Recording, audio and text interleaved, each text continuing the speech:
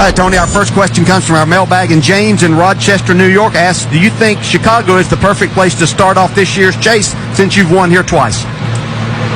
Well, only if we win here a third time. But it's a cool place, obviously. This is it's a neat track, and it's going to be fast today.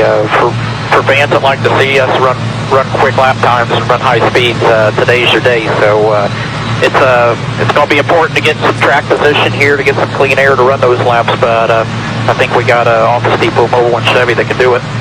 All right, Rick, thanks for talking with us today. Our first question comes from our mailbag, and James in Rochester, New York asks, Ricky, you've won at short track in Iowa, intermediate track in Las Vegas. Now, what will it take for you to win at a bigger track like California?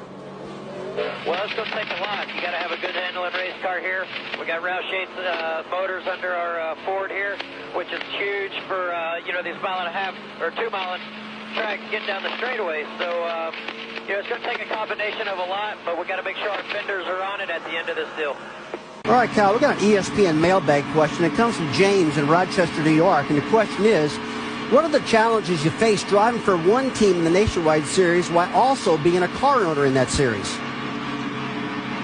Well, I'd say the biggest challenge is, just having to worry about 2 cars instead of just one. You're always kind of looking and trying to figure out where your car is that you own on the racetrack. But, things have gone really well. Parker's done a good job, and this team here, they've done a really good job for me, so we've been able to keep our stuff up front. We've won a few times, and we'd like to keep doing that some more, but also I'd like to see the 77 car win some races too. So those guys will get it, and I'm sure we'll be battling it out. That'll be the most fun part. All right, Kevin, our first question comes from one of your fans in Rochester, New York, and James asks, after scoring a top 5 finish last week on an intermediate track like Chicago, does that give you more confidence going into the second race in the chase on a shorter track like New Hampshire? I think anytime you can get a top 5, at this point of the year, racing for the championship here, I think you have to be satisfied with it. Obviously, you want to win and gain maximum points, but it's a tough old race.